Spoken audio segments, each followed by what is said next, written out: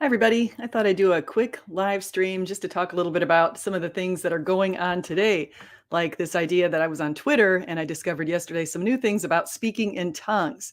So I'm going to talk a little bit about that. I'm going to talk a little bit about Elon Musk and his potential takeover of Twitter, which I find to be a great idea. I think that would be fascinating.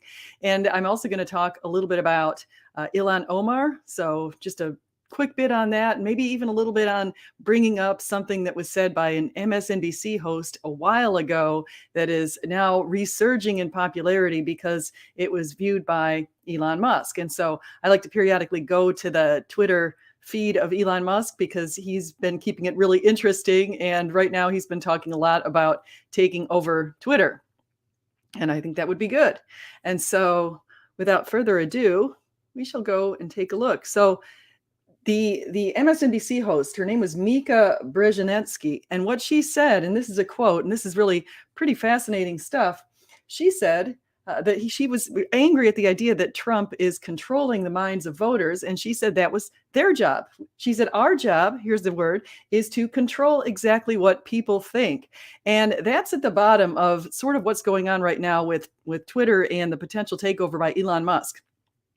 So Elon Musk, he likes to play around with the number 420 because 420 is when people go and smoke pot each day. And that's the time that they use its code for going to smoke pot at 4:20 in the afternoon. And so Elon Musk likes to tag in 4:20. He's been viewed as smoking pot himself. And so he likes to do that a lot. And so he offered to buy shares of Twitter at $54.20. And that offer is still on the table. And we've heard about a poison pen coming in from Twitter. The Twitter board has decided that they'll just saturate the market with new Twitter stock to be able to make sure that Trump can't take over. Now, the Twitter board members themselves are being paid about $250,000 a year in both salary and stocks. And so they have a pretty lucrative part-time position. And that's just something to note. You can see where their interests lie. Now, of course, that would mean that they also, if you're a board member, you have a fiduciary responsibility to your shareholders to maximize shareholder wealth. And of course, the shareholders would probably like to have the 5420 because currently Twitter stock is ranging anywhere between $43 and $47 per share. And so this will be interesting to watch in coming weeks to see whether Elon Musk, who is a very wealthy man at $300 billion, this offer is $43 billion, whether he ends up taking over Twitter. It is a question. We'll find out if it is. So now the second thing I want to talk about is something I was corrected on. And I think it's important to talk about things that you're corrected on. And so I always wondered about speaking in tongues. And I wondered about it since I was a little kid. Because when I was a little kid, one of my neighbor's friends' moms was a very strong Christian. And she talked about Christianity all the time. She would pick us up and take us places and talk all about Christianity. And she also was capable of speaking in tongues. And so was her daughter. Her oldest daughter her name was Debbie, the oldest daughter. And they would speak in tongues at times. And my friends who'd witnessed that thought it was pretty strange to hear people speaking in tongues. And so I thought to myself, well, in the Bible, what does it say about speaking in tongues? So if you go into Acts 2, 4-8, you can see that people started speaking in tongues, but the tongues ended up really being the languages of other people. In other words, you're speaking and suddenly you acquire the ability to speak in somebody else's language. And I had somebody on Twitter whom I trust named Jansen Gunn. He said that he was able at one point to speak Polish. So just out of the blue, he's able to speak Polish to a woman in Poland who is speaking Polish, and he'd never learned that language.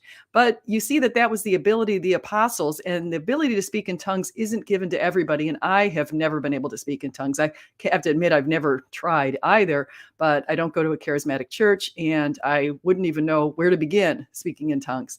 But I also thought, well, maybe it's another language, but what about speaking in tongues where it sounds like it's a language that's something that you don't understand?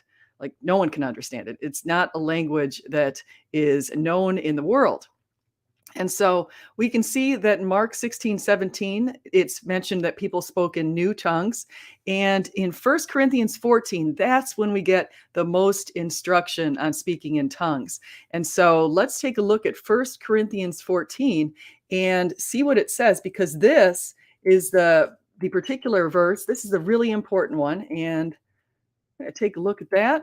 So here's what 1 Corinthians 14 says. It says, pursue love and earnestly desire the spiritual gifts, especially that you may prophesy. For one who speaks in a tongue speaks not to men, but to God, for no one understands him, but he utters mysteries in the spirit. On the other hand, the one who prophesies speaks to people for their upbuilding and encouragement and consolation. The one who speaks in a tongue builds up himself, but the one who prophesies builds up the church. Now, I want you to speak in tongues, but even more to prophecies. The one who prophesies is greater than the one who speaks in tongues, unless someone interprets, so that the church may be built up. Okay, so we're going on, and I'm just showing you sort of what some of this sort of stuff is. And so let me go ahead and share my screen so you can see what I'm looking at here. Okay, so you can see here. Now, brothers, if I come to you speaking in tongues, how will I benefit you unless I bring you some revelation or knowledge or prophecy or teaching? If even lifeless instruments, such as the flute or the harp, do not give distinct notes, how will anyone know what is played? And if the bugle gives an indistinct sound, who will get ready for battle? So with yourselves, if with your tongue you utter speech that is not intelligible, how will anyone know what is said? For you will be speaking into the air. There are doubtless many different languages in the world, and none is without meaning. But if I do not know the meaning of the language, I will be a foreigner to the speaker, and the speaker a foreigner to me. So with yourselves, since you are eager for manifestations of the Spirit, strive to excel in building up the church. Now, again, they said that prophecies is one way to build up the church. Therefore, one who speaks in a tongue should pray that he may interpret. For if I pray in a tongue, my spirit prays, but my mind is unfruitful. What am I to do? I will pray with my spirit, but I will pray with my mind also. I will sing praise with my spirit, but I will sing with my mind also. Otherwise, if you give thanks with your spirit, how can anyone in the position of an outsider say amen to your thanksgiving when he does not know what you are saying? For you may be giving thanks well enough, but the other person is not being built up. I thank God that I speak in tongues more than all of you. Nevertheless, in church, I would rather speak 5 words with my mind in order to instruct others than 10,000 in a tongue. Okay, so you can see all of this kind of stuff that's going on here. It says, brothers, do not be children in your thinking, be infants in evil, but in your thinking be mature. In the law it is written, by people of strange tongues and by the lips of foreigners will I speak to this people, and even they will not listen to me, says the Lord. Thus, tongues are a sign not for believers, but for unbelievers, while prophecy is a sign not for unbelievers, but for believers. If therefore the whole church comes together and all speak in tongues, and outsiders or unbelievers enter, will they not say that you are out of your minds? But if all prophesy and an unbeliever or outsider enters, he is convicted by all. He is called to account by all. The secrets of his heart are disclosed. And so, falling on his face, he will worship God and declare that God is really among you. Okay, so you can see what that says about speaking in tongues. And it's pretty interesting stuff. So I've corrected my views that I had questions on the people who were speaking in tongues when it was a language that was not understandable. But you can see right there in the Bible, it makes it clear that you're speaking in the language of God if it's this language that you can't understand. And so that was I mean, if it's a language that it sounds like it's not an earthly language, then it could be the language of God. Now, of course, God has the ability to speak all languages. Of course, it's quite honest. It's quite the deal. So the other thing that I wanted to mention now, one thing I'm going to do really quickly is I'm just going to slide over here and be sure that um, I also wanted to talk a little bit about something else. But first, let me go to the video and make sure that I share it on Twitter because that account now I've opened up. So I have an open account on Twitter, which is, I don't know how long I'll keep it open and not have it protected, but so far so good. It seems like it's going okay. And so that's the deal. But I'm going to go ahead and share this video. Whoop. Let me share this video with my friends on Twitter. And here we go. There we go. So maybe if I'll get some of my friends to join me, we might be on here for a little bit. Oops. Live now. Okay, now we got it. So the other thing that you'll notice is Elon Musk, and I want to go back to that for just a moment because he is again the talk of the town, and so he's also been tweeting out about the board, and he's just stirring up a lot of trouble, and so I think it's rather amusing to listen to him. And so let me go ahead and I'm going to share this screen too. Let's see here, Elon Musk.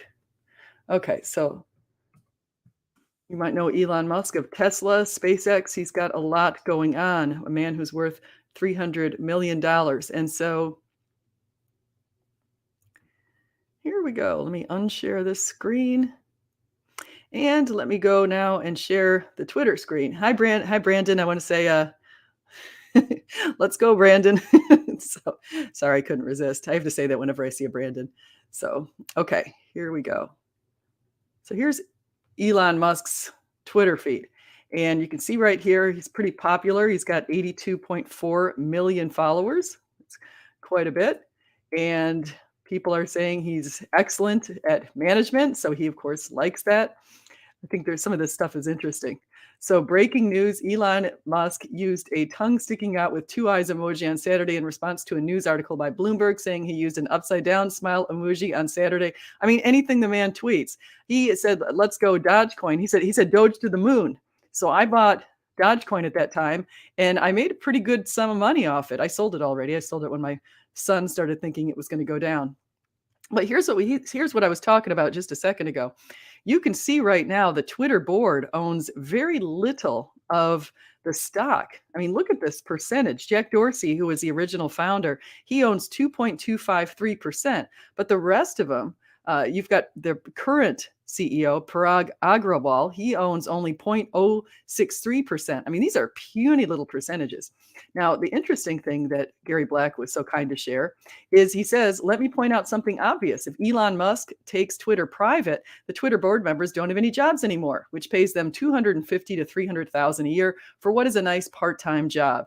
And so he's so kindly listed all of this for us, and Elon was very kind to retweet it. And so you can see the fees earned for each of these persons, and you can see that most of their money is coming in the form of stock. But it gets up to somebody called Brett Taylor. He's got 304,000. Looks like, if I'm reading this correctly, he is making the most. Oh, wait, who's that there? Oh, Patrick Piquet. He's got 311, looks like $331,000.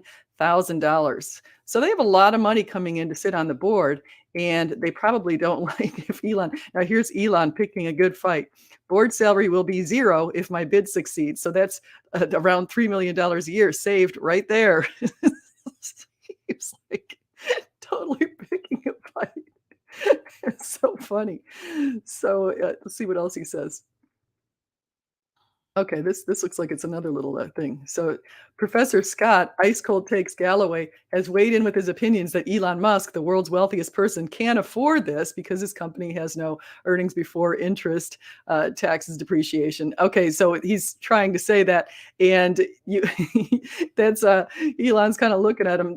Actually, Teslas have become pretty important, pretty valuable. I see lots of them on the road these days, and I have noticed that, especially down in South Florida, they're everywhere. They're everywhere. People are using Tesla. Now, let's be clear on some of this thing. Electric cars, while they have no emissions, they aren't completely devoid of hurting the environment in some way because, of course, you have to charge them. And so you charge them from electricity, and the electricity oftentimes comes from coal or gas generated plants or nuclear plants. So there is still energy being consumed with electric cars, but they figured out a clever way so that the car itself doesn't actually start emitting. So that's an issue. So let me just get back to my channel. Okay. So I just wanted to see what else he's saying that we can just look at here. Since he's consistently wrong, it should be possible to do quite well simply by doing the opposite of what he recommends. So that is so funny. And then this is funny. Look, he's got two hats here. Since I feel it's important that one's hat also have a hat, long-standing belief. Okay, so let's see what our friends are saying here. Oh, what's this? Spud hath seen it up close and speaketh in tongues is creepy. Thus saith the Lord. So I got a comment on this channel in real time by a potato. So I'm I'm talking about you. It's like so this is a potato. Now let's think about this. This is a character. This is actually Professor Flynn's thing right here. So here's what he's doing, this guy. All right, so he thinks he likes to pretend that he is God, a potato. I am that I am. I have to admit that's kind of funny. But anyway, going back to wherever he is, this is the guy who thinks he likes to talk about the creator potato. He is an atheist. And one of the things about potatoes that's interesting is, of course, they thrive on their own when they're underground. But when they're above ground, the idea is if they're exposed to light, they sprout. And then you can plant them and make more potatoes. So when the uh, potato comes out of the dark, now think of this as, of course, I'm referring also to the atheist coming out of the dark and gets into the light. Okay, the potato gets into the light, it sprouts and becomes very profitable, very productive, goes forth, spreads the good news. So all that kind of good stuff. And so I want to say hi also to people in the chat here. So I see Brandon. He says, "Hey, SJ." I see Charlie Reed, billion. Oh, did I say million? If I said million, talking about Elon Musk, I definitely wanted to say billion instead. I see Gavin Hurleman calling from good old New Zealand. Iron Matt, hey, y'all. Good to see you. Brandon, mining for the batteries is terrible. And Dave Robertson, I would ignore the blasphemous potato. He mocks the true God. Okay, so yeah, so we've said some words there. And so that's certainly the case. Now, I'm just noticing that I've got to get out of this clip, go back here. Okay, so anyway, here we go. Let me just remove that. All right, so I also wanted to talk a little bit about a few other notes because I've been noticing videos lately that have talked about the book of Daniel. And one of the things that I would like to say about the book of Daniel is that until the year, right around the year 250 AD, when Porphyry wrote a book called Against Christians. In his book Against Christians, Porphyry proposed that Daniel, the prophet Daniel, was actually non-existent, that the person who wrote the book of Daniel was some person who somehow duped ancient Jews right around the year 165. And he somehow duped them into believing that he was a legitimate prophet who lived in the 6th century, or he was writing about a legitimate prophet who lived in the 6th century BC. And he did that because Antiochus Epiphanes, who was this horrible ruler, who some people think Daniel portended about Antiochus Epiphanes, because some of the verses sound very much like what he did to the Maccabean, the Jewish Maccabean people. And because it looks so crystal clear that the verses that Daniel wrote were Antiochus Epiphanes, the person called Porphyry decided that Daniel could not have possibly known that because he doesn't believe in prophecies. And so all Jewish people prior to that point and Christians believe that Daniel was written by the prophet Daniel, who existed during the time and under the reign of King Nebuchadnezzar, and also under the reign of King Cyrus and Darius the Mede. And so Daniel really wrote, truly, sometime around, maybe starting around 605 BC and continuing all the way up until about 535 BC. And during that time, as you know, King Nebuchadnezzar took down the temple. He did that around 586 BC. And Daniel predicted a lot of things. And, you know, people like Porphyry can't handle that stuff. And so what happened was around the 18th and 19th centuries, a bunch of German academics decided that they also were going to adopt Porphyry's idea. So they resurrected this monstrous notion. And currently, a lot of people in universities, especially the liberal ones like Johns Hopkins, currently you see people falling for that today. Even though it doesn't make any sense, Jewish people were very careful and to include only relevant information and true prophets in their works. So this whole idea is built upon the notion that Daniel is a false, Daniel's a fake, Daniel's a forgery. Daniel is just a fake prophet. The book of Daniel is written by somebody who somehow duped everybody. And I find that Terribly hard to believe, especially because the book of Daniel also, many of the passages are found in the Dead Sea Scrolls. And as you know, the Dead Sea Scrolls are somewhere around, over 100 years BC. And so you have something like that, that gives us pretty good information for Daniel. Some of the things that make people uncomfortable also about Daniel is the fact that he predicted the 4 kingdoms. So he was living in the Babylonian kingdom, which he spoke of. He also spoke of the Medo-Persian takeover. And of course, he did this twice, different visions. And he also spoke of the Greek kingdom, which wasn't around until Alexander the Great, somewhere around 322 BC.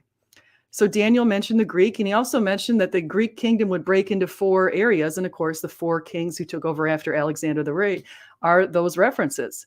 And then he spoke of the 4th kingdom, which is the Roman Empire. And he said that the anointed one was going to be coming out of there. What Daniel also said that makes people rather uncomfortable in Daniel 9 was he spoke of the fact that there would be 77's last 7 after the decree to rebuild Jerusalem goes out. So let's back up.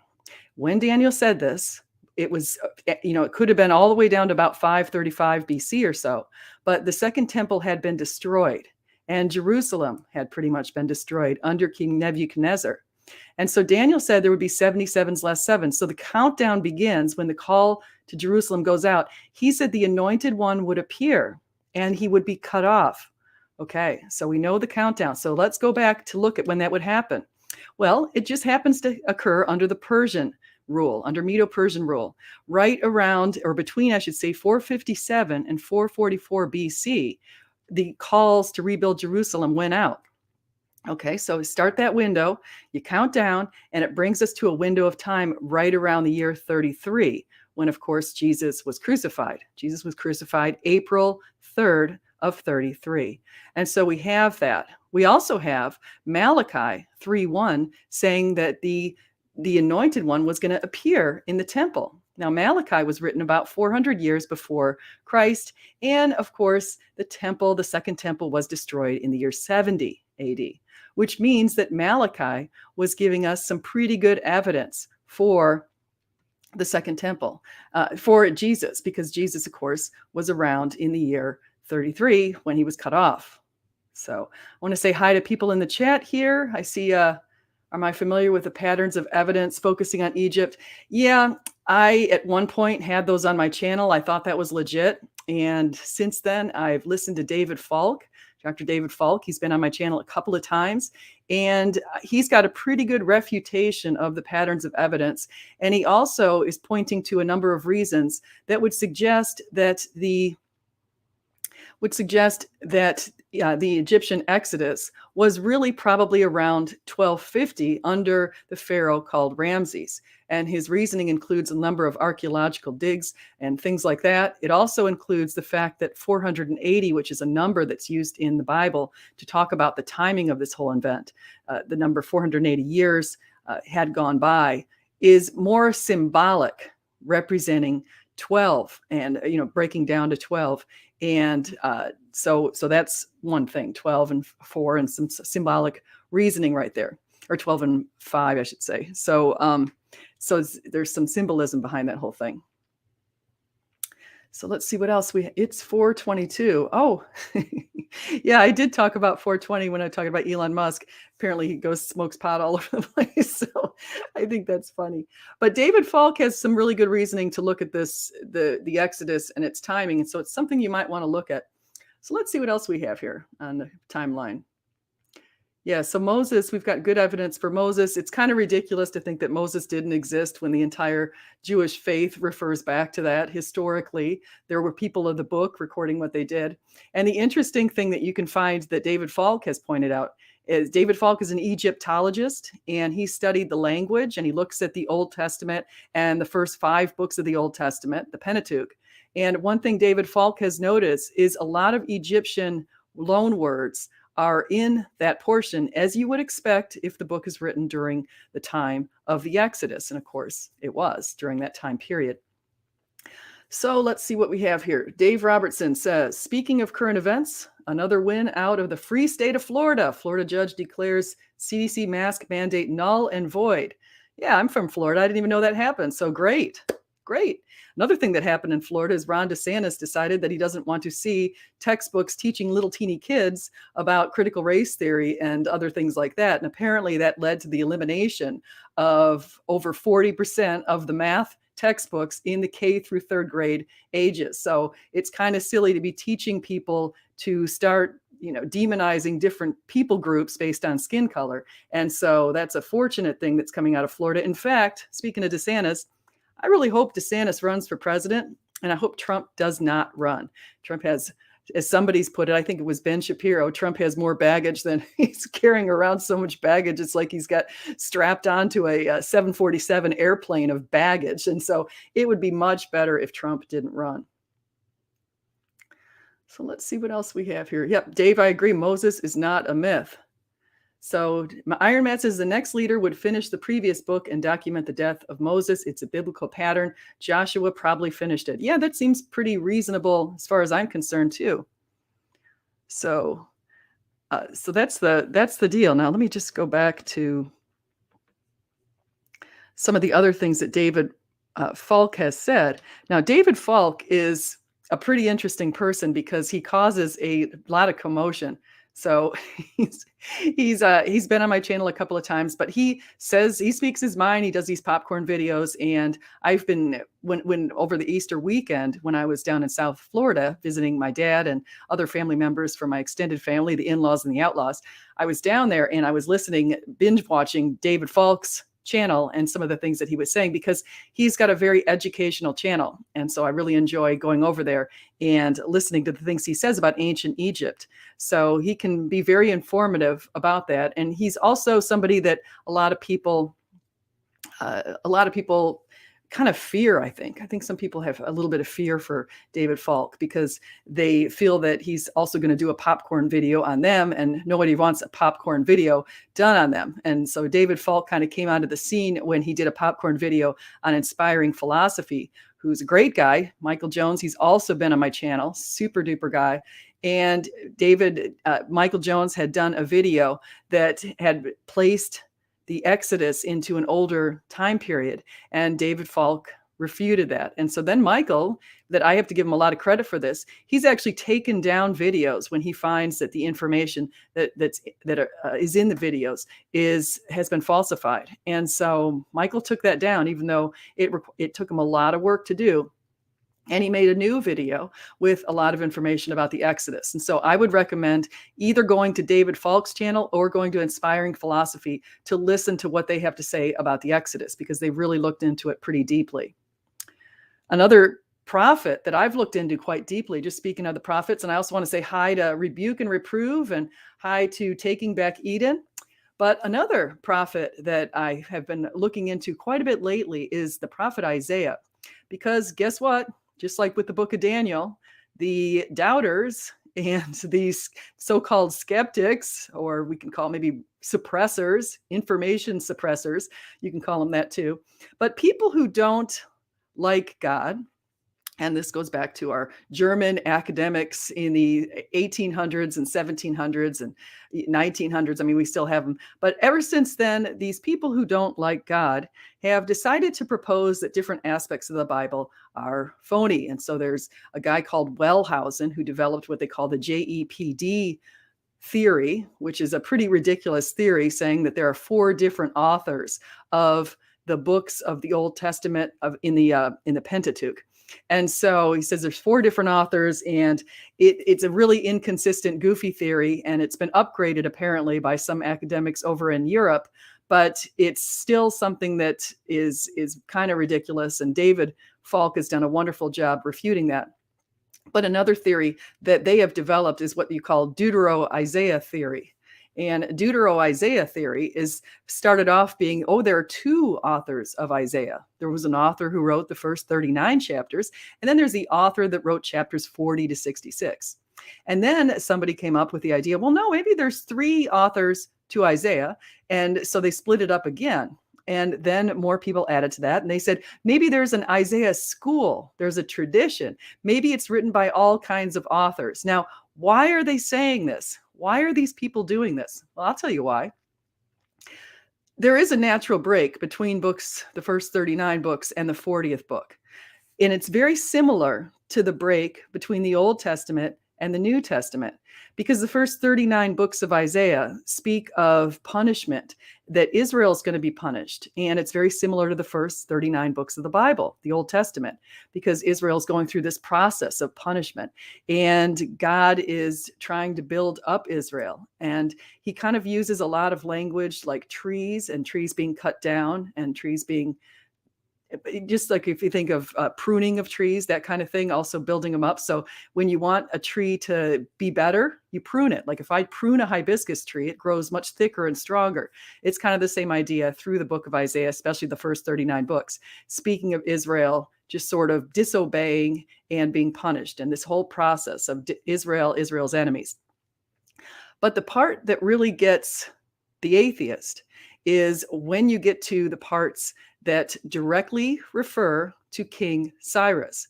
They hate that because Isaiah was written in the 8th century BC. Okay, so Isaiah was written between maybe the 8th, maybe even the 7th, early part of the 7th century BC, and early meaning closer to the 8th century. So, I mean, I should say later part of the 8th century, farther away. So somewhere in there, Isaiah was written. Now, what he did was he mentioned King Cyrus. King Cyrus came down in 539 BC, and that's when he conquered. He took over from Belshazzar, who was ruling the Babylonians at that time. So King Cyrus came down, and Isaiah said that King Cyrus was going to do that, and directly named him, and even said, "I will name you." So Isaiah made that prediction. So in those later books, one of the reasons why these German people decided that it must be written by somebody else is because they figured there's no way that Isaiah could know that. But Isaiah did know that, and that's one of the cool parts about Isaiah. So Isaiah predicted that King Cyrus, he also talked about a suffering servant.